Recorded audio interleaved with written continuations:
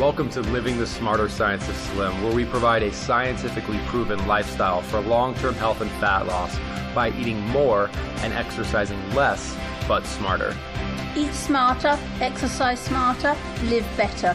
I am so ready for that. Hey everyone, Jonathan Bailor back with another bonus Smarter Science of Slim podcast. Today's show is going to be a really fun and unique one. We have the world's foremost and most famous cosmetic chemist. And you might be saying, well, what the heck is that? We'll find out. Perry Romanowski is with us. He has spent over 2 decades researching and developing products to solve consumer problems in the cosmetic and personal care industry. And I really wanted to have him on the show. He got his bachelor's in science degree from the University of DePaul. He's got an MS in biochemistry. He's out there doing the science, and wanted to bring him on the show because this is an area where I know there's a lot of marketing, there's a lot of claims out there, and I want to make sure we've got the science if we're gonna rub anything on our body or rub anything in our hair. So Perry, welcome to the show. Thanks for having me, Jonathan. Happy to be here. Well, Perry, you are a cosmetic chemist turned blogger, and you have 2 blogs/websites. The first is chemistcorner.com, and the second is beautybrains.com. 2 questions. First, what the heck is a cosmetic chemist? And second, why are you so famous on the internet?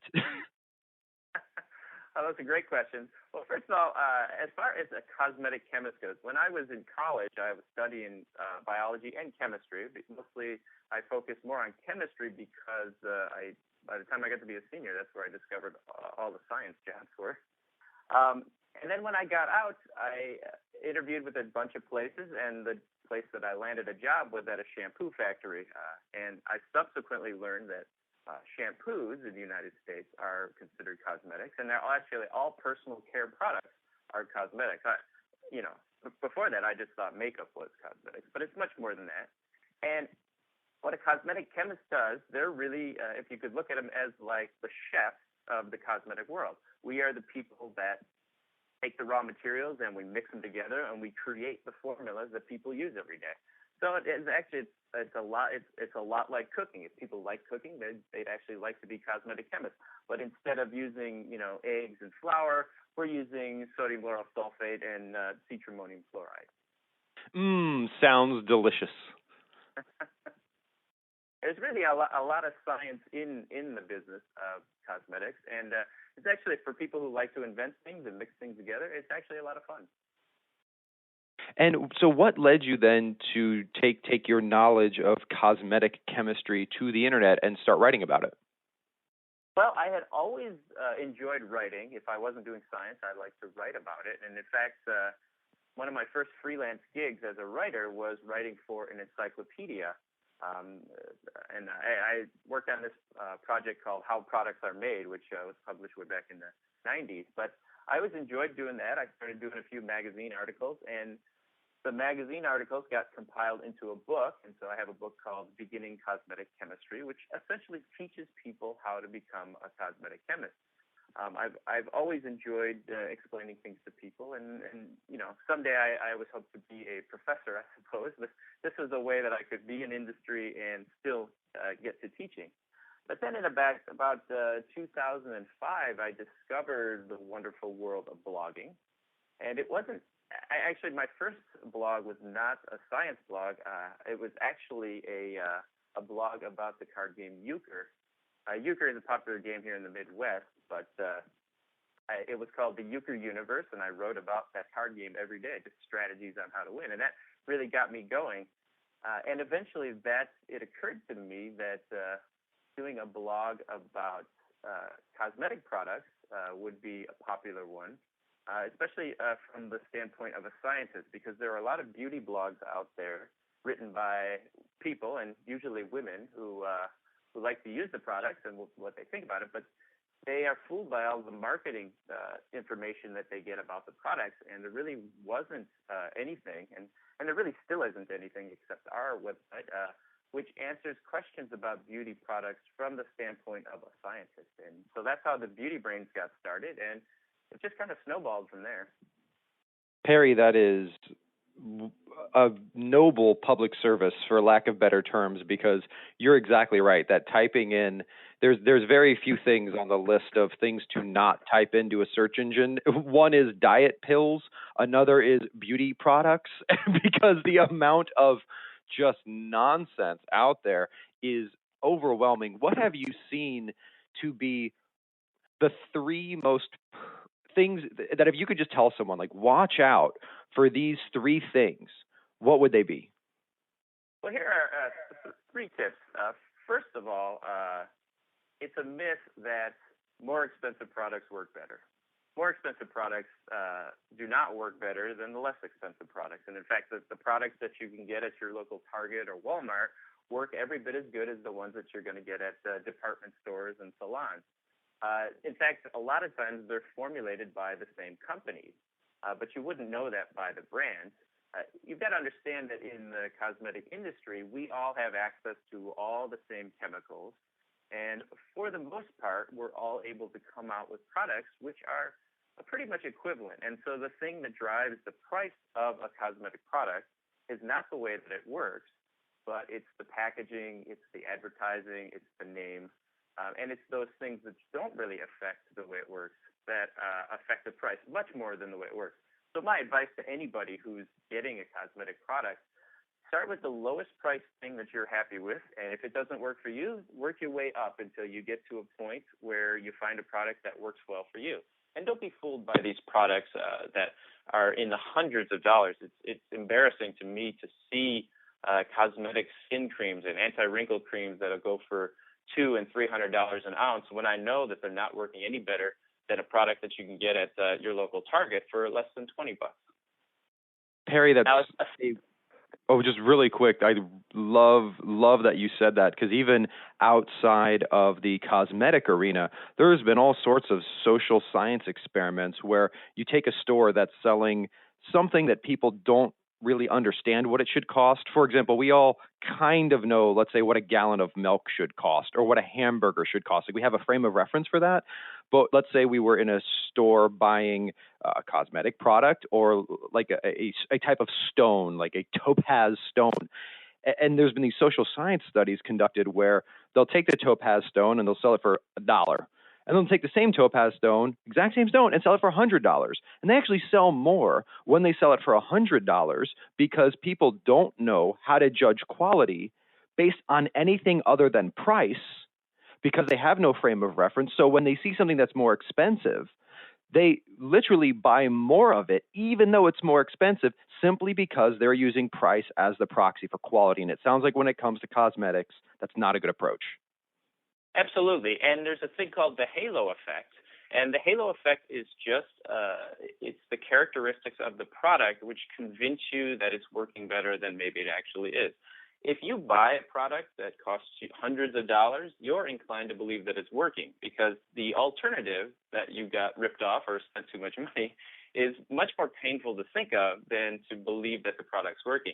But if you tested the products on a blinded basis, where you didn't know how much it cost and the packaging was all the same, it's very difficult for you to tell a difference. Love it. What's number two?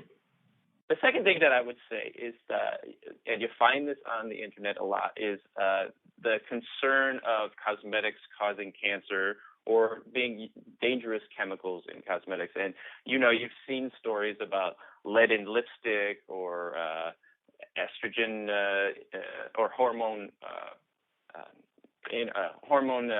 ingredients that ingredients that impact hormones.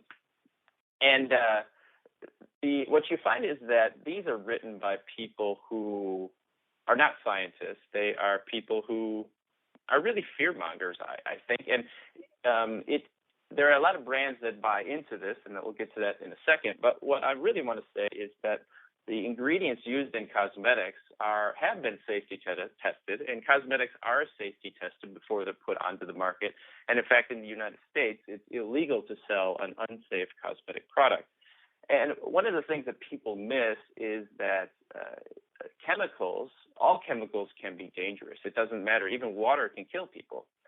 So there really isn't a thing as a toxic chemical or dangerous chemical without knowing the dose of a chemical that you're exposed to. That's the important part. How much are you exposed to? It's not how dangerous is the ingredients. There is a safe level of ingredients, and cosmetics are tested for these. And for the most part, any product that you're going to get in the stores is perfectly safe for you to use. And Perry is a good example of this. You mentioned there's the old saying that the poison is in the dose, and to bring this home to maybe another area of nutrition, for example, we say that sugar is not great for you. In fact, sugar can be bad for you, but we don't say that, for example, blueberries cause diabetes, because the dose of sugar that you would get when you eat blueberries is not at the, let's call it, poisonous level that you would have if you perpetually drank soda. Again, it's the dose, not the substance in and of itself, that is particularly troublesome. Is that on the right track? That's absolutely true. That's absolutely the correct way to look at things. And when it comes to cosmetics, it's the dose that matters. It's not so much the specific ingredients that you use. The other thing I'd like to mention about cosmetics is that, if people are afraid of cosmetics, they really shouldn't use them. You do not need cosmetics in your life, and you could live a perfectly fine, healthy life without using cosmetics. So if you're driven by fear, you really shouldn't use them. Now, I think it's the level of fear that people have is way overblown. And if you think about it, if you're afraid of cars, you shouldn't drive a car either. But the benefits really outweigh the risks. And in terms of cosmetics, they are probably the most safe consumer product that you can buy. Perry, the key here, what I'm hearing is, of course, we don't have to use cosmetics. Absolutely. But we should also be just like we have a buyer beware approach when approaching cosmetics and approaching any product, we should also have a reader beware approach when we go to a website or any news outlet, just like we know a cosmetic company is in the business of making money. So, for example, to your first point, they may artificially inflate the cost of something because, again, their motivation is to make money. At the same time, news outlets' job are to get your attention, and a great way to get your attention is to scare you. So they may, for example, say that this particular ingredient is poisonous, or in studies where rats were put in a bathtub of it and sat there for 3 days, it caused bad things to happen. But of course, that's not what we would do if we chose to use, let's say, a safe face cream. But again, they're in the business of getting our attention, so they do that by making these wild claims that exaggerate the dose dependency we talked about in your first point. Fair? Absolutely. And you've got to remember that if you think about news stories, what's the more compelling headline? Baby shampoos are perfectly safe, or your baby shampoo is going to kill your baby. Which is the story that people are going to want to read. So news media is much more focused on putting out scare stories and things like that, because those are the kinds of things that people want to read. It's not because that's really what reality is. And I think the key takeaway, correct me if I'm wrong, Perry, is not avoid all news stories because they're all trying to scare you. It's just as you have a sense of caution for everything else in life, because you have to understand people's motives, have a sense of caution here and understand that, especially nowadays, much of the news media should be thought of more as an entertainment outlet, at least in my opinion, than an unbiased factual outlet. So just keep that in mind, right? Yeah, you are correct. And the one thing I would always say is never get your science information from the news media, or at least the mainstream media. Go to science outlets for the real story, because the news, they do a terrible job of covering science. And I think we could all the listeners here can definitely agree with that from a eating and exercise perspective. So it sounds like we just apply that exact same logic when it comes to cosmetics. Absolutely. Now, the final thing that I would want people to know is that you see this trend of natural cosmetic products. And it's important to know that this is all just a marketing term, and it's a marketing spin. And there's really nothing inherently more safe about products that claim to be natural than your conventional cosmetic products. The other interesting thing about that is that in the United States and really around the world, there is no agreed upon definition of what something is natural, right? And so any company can pretty much put the word natural or organic on their product and be perfectly well within their rights. So if there's a consumer who has been, essentially duped into believing that a natural product is going to be better for them as far as cosmetics goes, they really have no way of determining whether that's true. And the fact is, natural products really are not demonstrably more safe for you, and they typically do not work as well. And certainly want to put an exclamation point next to that point, Perry, because this term natural has literally become just ubiquitous, not just in cosmetics, right? You see things like my favorite is agave nectar, which is touted as an all-natural substitute to like terrible non-natural things like high fructose corn syrup. And of course, high fructose corn syrup is no good and it is unnatural. But the reason folks don't like high fructose corn syrup is because it has approximately 40 to 42% fructose in it. But this all-natural agave nectar has 90% fructose in it. So if you're trying to avoid fructose, the natural alternative is no better. And this is really one that gets me fired up, Perry, because I preach a message of eating as nature intended, for lack of better terms, eating things we find in nature. But it seems that as soon as corporate interest gets their hands on that word natural, even if you read products right, it's almost like inspired by natural ingredients. It's so fluffy. Yeah, absolutely. And that's another thing that you should take a look at with your cosmetic product. A lot of times people, they blame the cosmetic industry for being liars. And I'm here to tell you that for the most part, cosmetic companies do not lie. What they do is that they're able to write the truth in such a way where it gives you one impression, but where they're really saying something else. And so they'll say a product with aloe will help soothe your wrinkles, for example. And a consumer might read a statement like that, kind of read it quickly, and they'll get the impression that the product is going to cure their wrinkles.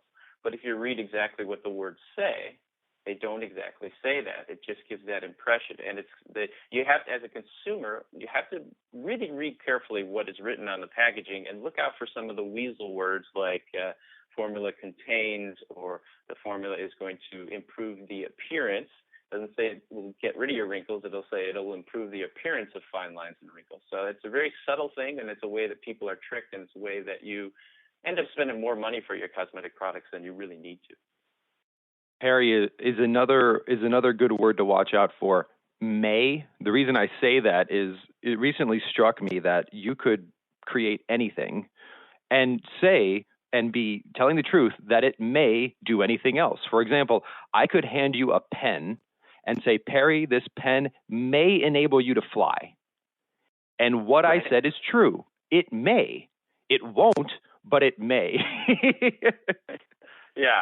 Yeah, and those are some more of the kind of weasel wording that you look for. The one thing that I do want to say, though, is that I might come off as seeming to say that cosmetics don't work. The truth is cosmetics actually do work. Skin creams make your skin feel better, and they do make your skin look better. Hair products certainly can make your hair look better. So cosmetics products really do work. The problem that they get into is they exaggerate the claims, and probably the main reason for that is that it's very difficult to stand out. Everybody can make a good product, and so you've got to figure out some way to make your product stand out and be bought among the whole sea of all options that the consumer has. And in their zeal to get themselves to stand out, many cosmetic companies will exaggerate the claims and the impression of the way that the product works. And ultimately, a consumer who spends a whole lot of money on a product, unless they're fooling themselves, they'll typically be disappointed in the results. Perry, speaking of results, are there any clinically documented randomized controlled trials showing that certain cosmetic products cure things rather than, for example, if you apply a tanning cream to your skin, it will make your skin look tan, but then it will stop and you have to reapply it. In some ways, it masks a symptom. But is there any cosmetic product that if you use it for a period of time, you can stop, and that which it did, it will continue to do? That's a great question. And the truth is, if the product did that, it wouldn't be a cosmetic anymore. If you look at the definition for cosmetics by the FDA, cosmetics are only allowed to change the appearance of your skin or hair or biological surfaces. Once a compound interferes with, say, your collagen production or hair growth, it no longer is a cosmetic. It's now considered a drug, and it's regulated differently by the FDA. So when you see things where a cosmetic is claiming that it's going to interact with some sort of form of cell metabolism, they're making unsubstantiated claims, and they're most likely making illegal drug claims. Cosmetics themselves are only supposed to be transient. They're only allowed to change the appearance and make you feel better, but they're not actually allowed to have a long-term effect.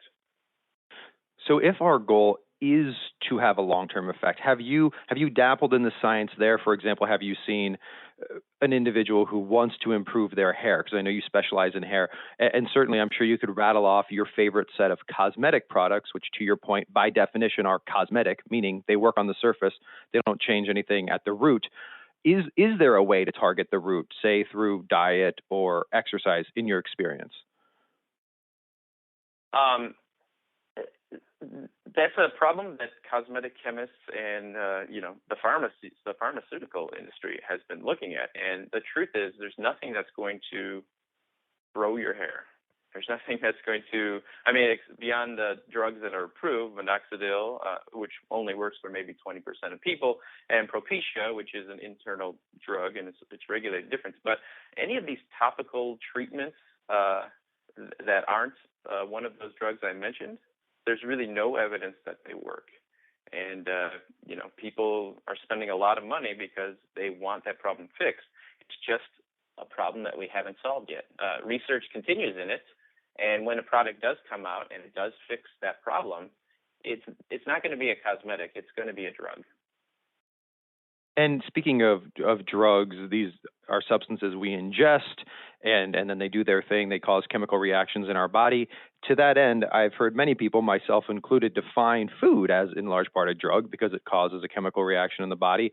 Have you seen, in your experience, any particular foods that, let's say if we're targeting our nails or we're targeting our skin or our hair, that these foods, because right, we hear about this in magazines all the time, but let's not get our science from Cosmo. Let's get our science from scientists.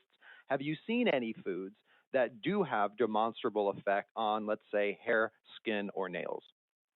It's one of the big trends in the cosmetic industry now. We call it the beauty from within, and a lot of companies are coming out with these products, these food supplements, these fortified waters and drinks to affect your skin. And the truth is, there's zero evidence that any of these products have any impact on your skin. The truth about supplements is that if you're a relatively healthy person and you eat a normal diet, you're not going to notice any difference by using a vitamin supplement or any other kind of food supplement. And in fact, on some level, they can be dangerous if you're on other drugs because there can be an interaction with those. But, it's an area of interest and it's an area of research. But as of yet, there's no real evidence that would show that ingesting a product can have a noticeably positive effect on your skin or hair. If we were to say, I'm getting ready to go to a wedding or I'm getting ready to go to a class reunion and I want to look good, even if it's temporary, I want to look a little over the top good. For women and for men, what would you say from a scientific perspective are the top 1 to 3 things we could try to have that temporary boost in our appearance? Well, cosmetics absolutely work. And if you are looking to, you want to get rid of your skin wrinkles or blemishes, then certainly using color cosmetics is a way to go. And using hair styling products to make your hair look a certain way. I mean, all of these things that people naturally do, they work, and they work temporarily, of course, but they absolutely do work. And so that's really what you can do. And it doesn't really cost a lot to get cosmetics. You don't have to spend a lot of money on them, but they absolutely work. Sounds like the takeaway, Perry, is that one, we should really understand that all cosmetics are, or let's say non-gray market weird internet cosmetics are safety tested. And just because something contains a substance which in incredibly high doses could be bad for you, that doesn't mean that the dose that it's presented to us in a given product has that consequence. And it also means, or separately, if we do want to try out cosmetics, we could go to our local drugstore or local Walmart or Amazon or search around on the internet, find a product we like, and don't have to spend an arm and a leg. And in fact, would be, per your wonderful advice to start off the show, start as inexpensive as you can and work your way up, right? Yeah, absolutely. That's great advice. And really, if that's the one thing that people get from this interview, I think I've done my job. Well, certainly any time we hear someone who's got more than 20 years of experience in the industry and has got a scientific background saying that you can get the same results for less money, and I can back it up with science, that's a message I certainly like hearing. Excellent. Well, Perry, if folks want to learn more about you, you've got your chemistcorner.com website and also beautybrains.com website, correct? Absolutely. Those are me. Those are me. And Perry, what's next for you? You certainly spend quite a bit of time in the media, a lot of time blogging. What's next? Well, another thing that I do is actually I spend a lot of time running while juggling. It's called joggling, and so right now I'm training to do a 24-hour run while joggling, trying to get in the Guinness Book of World Records. Wow, that is a first, Perry. So you know what you should also apply cosmetics while juggling. You should juggle cosmetics while jogging and talking about chemistry. That's a great idea. I love it. Well, no, Perry, because I don't think you'd have too much competition in the Guinness Book if you did that. No, I would not. You could set the world record for most cosmetic products juggled while discussing chemistry and jogging simultaneously. I like it. I will put on the doctor. All right, Perry. Well, I hope I've given you a little bit back in return for your wonderful insights on the show.